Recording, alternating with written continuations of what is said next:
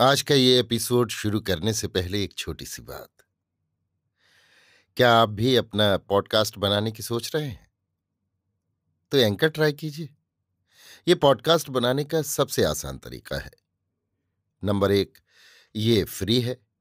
Number 2, इसमें कई सारे ऐसे टूल्स हैं जो आपको अपने फोन और कंप्यूटर पर रिकॉर्ड और एडिट करने की फैसिलिटी देते हैं।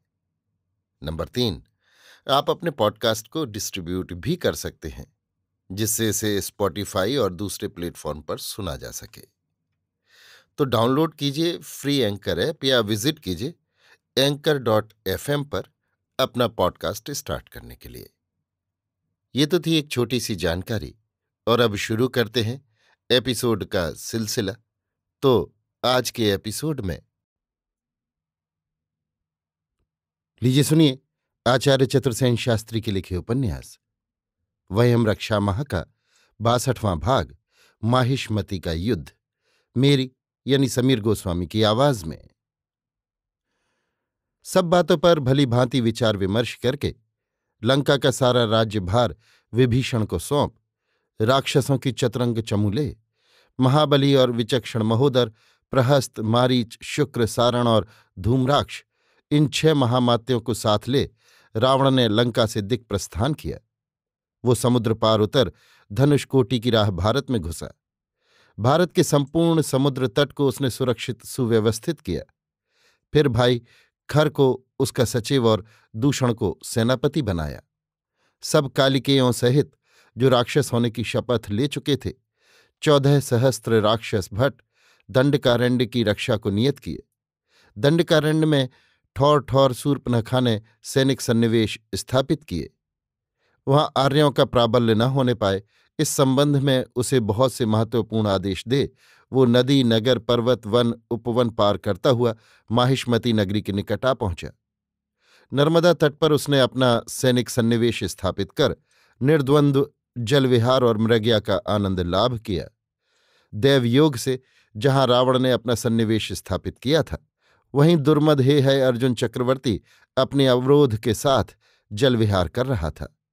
उसके अवरोध में सहस्त्रों स्त्रियां थीं जो देश देशांतरों से एकत्र की गई थीं। रावण को पता चल गया कि निकट ही चक्रवर्ती जल विहार कर रहा है।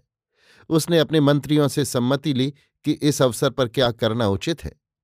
मंत्रियों ने कहा, ये चक्रवर्ती माहिष्मती नरेश अर्जुन महातेजस्वी है। इससे ये यहीं घेर कर बंदी बना लिया जाए तो उत्तम है। इससे द्वंद्व युद्ध किया जाए या इसे मार ही डाला जाए। इस समय ये आरक्षित है। परंतु रावण को ये मत न रुचा।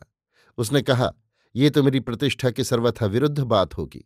फिर हमें तो धर्म विजय भी करनी है। यदि चक्रवर्ती हमारी रक्ष संस्कृति स्वीकार कर लेता है तो विग्रह का प्रयोजन क्या है? हम उसके मित्र हैं।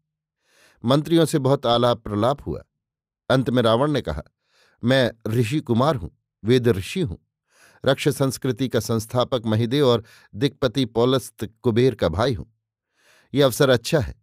विग्रह के स्थान पर मैं चक्रवर्ती से संधि वार्ता करना अधिक पसंद करूंगा। चक्रवर्ती संपूर्ण मध्य देश का स्वामी है।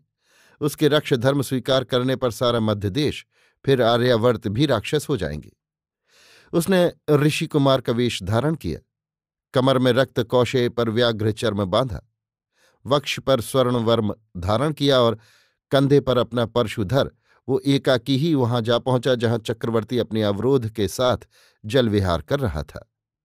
नर्मदा तीर पहुंचकर उसने चक्रवर्ती को सूचित किया कि मैं पौलस्त रावण धनपति दिक्पति कुबेर का अनुज, रक्ष संस्कृति का संस्थापक हूं। चक्रवर्ती से मैत्री लाभ चाहता हूं। चक्रवर्ती उस समय स्नानोत्तर यजन कर रहा था। उसने उसी समय रावण को सम्मुख बुलाकर उसका अभिनंदन करते हुए कहा, स्वस्ति पौलस्त, माहिष्मती में तेरा स्वागत है मित्र। मैं तेरा क्या प्रिय करूं? मेरी रक्ष संस्कृति को स्वीकार करें। किस लिए? जिससे आर्य अनार्य का भेद नष्ट हो, निर्वंश एक सांस्कृतिक सूत्र में बंध जाए, वेद ही हमारा सांस्कृतिक केंद्र बिंदु हो। सो तो अच्छा है, पर आर्यावर्त से तो मेरा ही विग्रह है। आर्य तो हमें ही बहिष्कृत समझते हैं। पर मैं तो पृथ्वी पर धर्म जय करने को निकला हूं। ये तो कुछ युद्ध घोषणा सी है। जो मेरी रक्ष संस्कृति स्वीकार नहीं करता, उस पर मेरा ये परशु है। चक्रवर्ती ने हंसकर कहा, तेरी बातों से तो तेरे परशु ही पर मेरा अधिक लोभ है। मैं तेरी तरह ऋषि कुमार नहीं हूं, शत्रु हूं। तब तो मैं चक्रवर्ती का याजक भी हूं। तो परशु को दूर फेंक, मैं अर्घ्यपाद मधुपर्क निवेदन करूं। ये मेरा वेद है, इसे अंगीकार कर। मैं तो अथर्वर्ण का अनुगत हूं। तब तो फिर परशु ही है, युद्धम देहि। मैं तेरे आह्वान पर प्रसन्न हूं, परंतु अभी तू मेरा अतिथि होकर माहिष्मति में विश्राम कर, फिर मैं तेरी अभिलाषा पूर्ति करूंगा। रावण अपने शिविर में लौट आया। दोनों ओर सैन्य की तैयारियां होने लगीं। राक्षसों की सेना दुर्जय थी तथा रावण का तेज असह्य था, परंतु चक्रवर्ती कार्तवीर्य भी अप्रतिहत था। उसकी सेना में तुंडिकेरा, शरियात, हेहय और अवंतिपति वीतिहव्य की चतुरंगिणी चमू थी। चक्रवर्ती का सेनापति ररु एक विलक्षण और साहसी सेनानी था। नर्मदा तट पर यह प्रागैतिहासिक युद्ध हुआ। इस युद्ध में व्यक्ति विशेष का महत्व था। चक्रवर्ती बाज की भांति राक्षसों पर टूट पड़ा। राक्षस बड़े विकट योद्धा थे, परंतु चक्रवर्ती का भीम विक्रम असह्य था।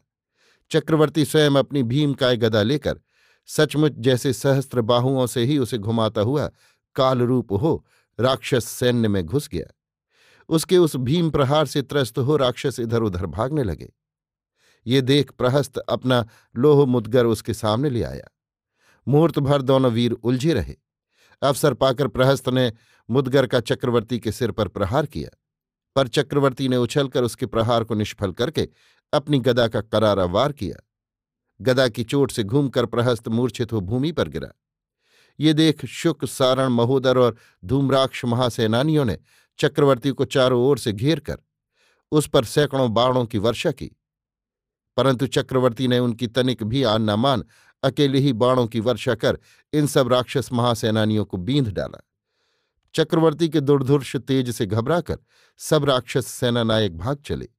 ये देख रावण स्वयं ललकार कर अपना परशु घुमाता हुआ आगे बढ़ा। इन दोनों वीरों का 1.5 प्रहर विकट युद्ध हुआ, जिसे देखने को दोनों ओर की सेनाएं हाथ रोक खड़ी हो गईं। दोनों एक दूसरे को पराजित करने की इच्छा से एक दूसरे पर चोट कर रहे थे। रावण के हाथ में विकराल परशु था और चक्रवर्ती के हाथ में विकट गदा थी। चक्रवर्ती ने उछल उछलकर रावण के वक्ष में गदा की चोट की। उधर रावण अपने परशु के करारे वार करता रहा। बहुधा दोनों वीरों के शस्त्र परस्पर टकरा जाते, उनमें वज्र गर्जन होता, अग्निस्फुलिंग निकलते। इसी प्रकार युद्ध करते करते 1.5 प्रहर काल बीत गया। दोनों वीर लहू और पसीने से तर हो गए। अब अकस्मात चक्रवर्ती ने अपनी गदा घुमाकर दूर से रावण के वक्ष पर फेंक मारी। रावण ने भी परशु पर उसे झेल लिया। दोनों वीरों के अस्त्र टूटकर टुकड़े टुकड़े हो गए। फिर भी रावण उस प्रहार से तिलमिलाकर एक धनुष पीछे हट गया। वो दर्द से कराह उठा, परंतु तुरंत ही उछलकर उसने चक्रवर्ती के वक्ष में मुष्टि प्रहार किया। उस वज्रमुष्टि का प्रहार खाकर चक्रवर्ती मुंह से खून वमन करने लगा। फिर क्रोध से अधीर होकर उसने रावण की कमर पकड़ उसे अधर हवा में उठाकर भूमि पर पछाड़ दिया। रावण मूर्छित हो गया। चक्रवर्ती ने उसे कांख में दाब अपना मुंह मोड़ा। ये देख राक्षस दल में हाहाकार मच गया। अब राक्षस गुल्मपति, नायक, सेनापति, सुभट अपने अपने अस्त्र ले मारो मारो कहते चक्रवर्ती के पीछे दौड़े। परंतु इसी समय रुद्र, शरियात और अवंतिराज की विकट चतुरंग चमू ने शक्ति, शूल, खड्ग, धनुष ले चारों ओर से राक्षसों को घेर कर मार करनी शुरू कर दी। राक्षस भाग खड़े हुए और चक्रवर्ती ने रावण को रस्सी से बांध अपने रथ पर डाल लिया तथा विजय दुंदुभी बजाता हुआ माहिष्मति में घुसा, जहां पौर वधुओं ने उस पर लाजा वर्षा की तथा ऋषिजनों ने पुष्प बरसाए। चक्रवर्ती ने रावण को बांधकर कारागार में डाल दिया। अभी आप सुन रहे थे आचार्य चतुर्सेन शास्त्री के लिखे उपन्यास वयम रक्षामः का 62वां भाग, माहिष्मति का युद्ध, मेरी यानी समीर गोस्वामी की आवाज में।